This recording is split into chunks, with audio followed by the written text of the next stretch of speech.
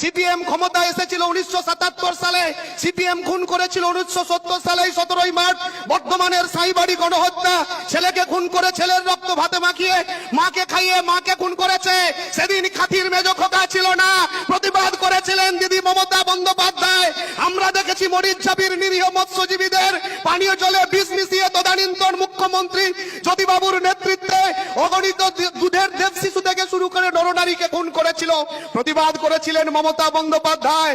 আমরা দেখেছি 1984 সালে অনিতা দেওয়ান দীপালি বসাক সিপিএম এর ডাকা বাংলা বন্ধকে উপেক্ষিত রেখে স্বাস্থ্যের পরিষেবা দিতে যাওয়ার প্রতিবাদে তাদের গণধর্ষিতা হতে হয়েছিল এবং তাদের মাতৃদ্বারে ধাতব টর্চ লাইট ঢুকিয়ে তাদের খুন করেছিল। সেই পার্টিটার নাম মার্ক্সবাদী কমিউনিস্ট পার্টি। প্রতিবাদ করেছিলেন মমতা বন্দ্যোপাধ্যায়। মেজো খোকা ছিল না, যে সিপিএম বলতো ইনকলাব জিন্দাবাদ, সারা ভারত কৃষক সভা জিন্দাবাদ, সেই সিপিএমই তো সুদপুরে 11 জন কৃষককে মাঠে পিটিয়ে খুন করেছিল। প্রতিবাদীকে নেত্রীর নাম মমতা বন্দ্যোপাধ্যায়। আমরা দেখেছি বাংলায় সিপিএম এর ভোট লুট। কেশপুরের নন্দরানী দল যত ভোট তার থেকে আরো 10% ভোট বেশি পায়, 110% ভোট নিয়ে জিততো। দিদি 92-93 চিৎকার করে বললেন যে সচিত্র পরিচয় পত্র বিনা নির্বাচন নয়।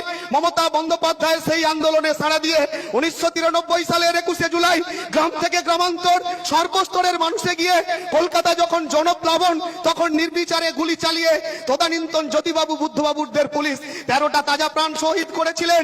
নেত্রীর হাত ভেঙেছিলেন, মাথা ফাটিয়ে দিয়েছিলেন। প্রতিবাদী নেত্রীর নামকে মমতা বন্দ্যোপাধ্যায় মেজো খোকা নয়।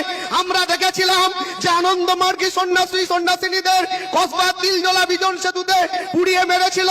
প্রতিবাদী নেত্রীর নামকে মমতা বন্দ্যোপাধ্যায় 2011 সাল বক্তার মন্ডলের বাড়িতে 11 জন মানুষকে দরজা ছিটকিনি তুলে খুন করেছিল, পুড়িয়ে মেরেছিল।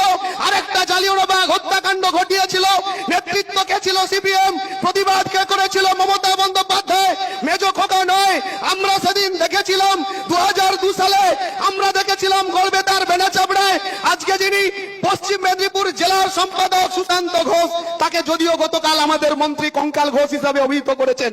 আমি যেটা বলতেছিলাম, এই সুশান্ত ঘোষ অজয় আচার্য সহ 12 জনকে মাটির তলায় ফেলে জ্যান্ত কবর দিয়েছিল।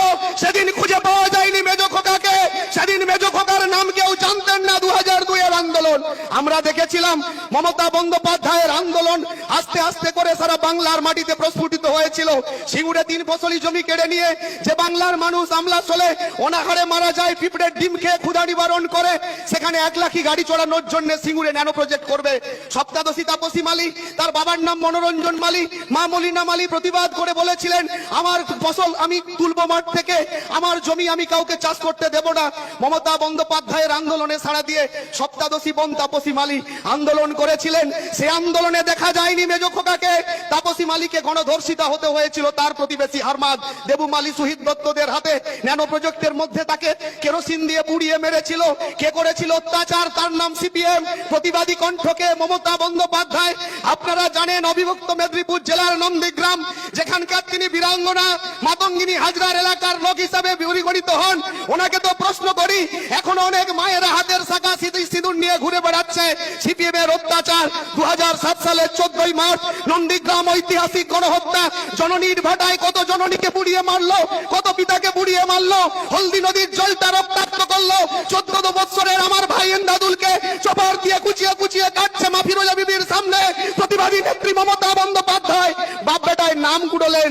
আপনারা দেখেছিলেন প্রতিবাদী নেত্রী মমতা বন্দ্যোপাধ্যায় 2011 সালের 7ই জানুয়ারি লালগড়ে নেতাই গ্রামে রথিন দণ্ডপাতের বাড়ি থেকে 4 জন গৃহবধূ আরতি মণ্ডল, ফুলকুমারী মাইতি, সরস্বতী ঘোড়াই, ধীরেন সেন, ধ্রুব গোস্বামী সহ 9 জনকে খুন করে বাংলার মাটিতে সিপিএম মার্ক্সবাদী কমিউনিস্ট পার্টি সন্ত্রাসের কফিনে শেষ পেরেক পুঁতেছিল। 29টি গণহত্যা, 59,000 মানুষ খুন, সারা বাংলা রক্তাক্ত করে সিপিএম চলে গিয়েছে। সিপিএম এর বিরুদ্ধে দাঁতে দাঁত চেপে লড়াই করেছিলেন, তার নাম মমতা বন্দ্যোপাধ্যায়। আমি তো বলি স্বাধীনতার পরে যদি কেউ অহিংসার পথে, বাবুজির পরে যদি কেউ আন্দোলন করে অহিংসার আন্দোলন, সেই নেত্রীর নাম মমতা বন্দ্যোপাধ্যায়। আজকের দিনে দাঁড়িয়ে আমি আপনাদের কাছে বলি, আধুনিক বিশ্বে মমতা বন্দ্যোপাধ্যায়ের এক অদ্বিতীয় কিছু নেই। বাম জমানায় আপনার বাড়ির ছেলেগুলো যখন স্কুলে যেত তখন মাকে বলতো মা কি খাবো, মা লজ্জায় মুখ লুকোতো, কাঁদতো, বাচ্চাকে মেরে বলতো তোর বাবাকে বলতে পারিস না, জানিস না আজ খাবার নেই। আজকে যখন সেই মায়েরা এই সরকারের 12 বছর এসেছে, দিদির মিড ডে মিল আছে। আপনি আপনার ছেলেকে স্কুলে যাওয়ার সময় ডেকে বলেন, বাবু কি খাবি বল, বাচ্চা বলছে আমি আজ খাবো না। দিদি আমাদের আজকে স্কুলে মিড ডে মিলের ডিম দেয়, বাচ্চা বলছে আমি আজ আর খাবো না, বাড়িতে আজকে মাংস হয়, আগামীকাল আমার নিউট্রিশনের জন্য ফল দেবে। এটাই পরিবর্তনের সরকার। বাংলার 10.5 কোটি মানুষকে রেশন দেয় মমতা বন্দ্যোপাধ্যায়, আর্সেনিক মুক্ত পরিশ্রুত পানীয় জল দেয়, বিদ্যুৎ দেয়, সড়ক দেয়, অন্য বস্ত্র বাসস্থান, কন্যাশ্রী, রূপশ্রী, সবুজ সাথী, সবুজ শ্রীর চারা গাছ দেয় কন্যা সন্ততি জন্মগ্রহণ করলে। আর এখানকার মির্জাফর বিভীষণেরা তারা উল্টো পাল্টা করে মানুষকে বোঝায়। আমি এদের সম্পর্কে অনেক বলার ছিল, পরে বলবো। এত অগ্রজ নেতৃত্বরা আছেন, আমি আপনাদের বুথে বুথে এসে এসে বলে যাব। শুধু বাচ্চার মানুষকে বলবো, যারা এমজি এনআরইজি এর টাকাটা আটকে রেখেছে, Mahatma Gandhi national rural guarantee employees act আইন মাফিক কাজ করেছেন বাচ্চার মানুষেরা। ভাই শুক্লালকে তো কাজ করতে দেয়নি, কাজ তো করেছে বিজেপির হারমাদেরা। যদি দুর্নীতি থাকে বিজেপি করেছে, যদি চুরি থাকে বাচ্চায় বিজেপি চুরি করেছে।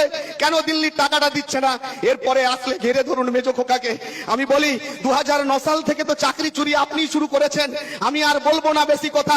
আপনার পিতা ঠাকুর কেন্দ্রীয় গ্রাম উন্নয়ন দপ্তরের রাষ্ট্রমন্ত্রী হওয়ার পরে একটু একটু করে ভগবান পুরওয়ানের এক নেতাকে দিয়ে আপনি অনেক চাকরির টাকা লুটেছেন। ক্রমশ প্রকাশ্য ধৈর্য ধরুন। আমি তাই আজকে বলবো, এই দিল্লির সরকার আবাস প্লাসের টাকা আটকে রেখেছে। মায়েরা জেনে রাখুন, আপনাদের লক্ষ্মীর ভান্ডার স্বাস্থ্যসাথী মমতা বন্দ্যোপাধ্যায় দেয়, আর লক্ষ্মীর ভান্ডারের টাকাটা আপনার অ্যাকাউন্টের সাথে আপনার প্যান কার্ডের লিঙ্কের নাম করে 1000 টাকা করে প্রত্যেকের থেকে নিয়ে নেয়। প্রতিবাদে গর্জে উঠুন। বিজেপি বাড়িতে আসলে প্রশ্ন করুন, আমার দিদির দেওয়া রাজ্য সরকারের লক্ষ্মীর ভান্ডারের টাকা কেন আমি প্যান কার্ডের লিঙ্ক করতে 1000 করে দেবো? ভারতবর্ষে 80 কোটি ব্যাংক অ্যাকাউন্ট আছে, যদি 1000 করে তুলে নেয় 80,000 কোটি টাকা উত্তর দিতে পারবে না। মায়েরা যারা বসে আছেন, আপনাদের বিনা পয়সায় উজালা প্রকল্পে গ্যাস দেবে বলেছিল, দিতে পারেনি। জনধন প্রকল্পে 15 লক্ষ দেয়নি। আয়ুষ্মান ভারত কি খায় না মাথায় লাগায় কেউ জানে না। আপনার বেটি বাঁচাও বেটি পড়াও প্রকল্প কেউ জানে না। 5 জনের উপকার করেছেন তিনি, বিজয় মালিয়া, ললিত মোদী, নীরব মোদী, আর এখন গৌতম আদানিকে দিয়ে সারা ভারতবর্ষ বিক্রি করে দিচ্ছে। আরে বাংলার 10.5 কোটি মানুষ, অন্ন, বস্ত্র, বাসস্থান, শিক্ষা, স্বাস্থ্য, বিদ্যুৎ, সড়ক, পানীয় জল, আজকে জন্ম থেকে মৃত্যু 76টি প্রকল্প। কৃষকদের আয় আজ 3 গুণ হয়েছে। কৃষক বন্ধু সুনিশ্চিত আয় প্রকল্পে ন্যূনতম 4000, সর্বোচ্চ 10,000 টাকা পান। কৃষক পরিবারের কেউ মারা গেলে এককালীন 2 লক্ষ টাকা পান। আপনার বাড়ির প্রতিবন্ধী ছেলে মেয়েরা প্রতিবন্ধী মানবিক প্রকল্পে ভাতা পায়, বিধবা মায়েরা বিধবা ভাতা পায়, বার্ধক্য ভাতা পায়। আমি তাই আজকে আপনাদের কাছে রিকোয়েস্ট করব, সামনে ত্রিস্তর পঞ্চায়েত নির্বাচন, এই নির্বাচনকে সামনে রেখে বিরোধীদের কুৎসা প্রচারের জবাব প্রতি মুহূর্তে প্রতি ক্ষণে আপনারা দেবেন। আগামী দিন আপনাদের পাশে থাকবো। আর বাচ্চা যারা করছেন, পারবেন না কিছু করতে। ভাই শুক্লালকে সেদিনও সংগ্রামদার নেতৃত্বে প্রধানের চেয়ারে বসিয়ে দিয়ে গিয়েছিলাম, যদিও সাময়িক কারণে দিল্লির জুজু দেখিয়ে কিছুদিন আপনাদের দমিয়ে রাখা হয়েছিল।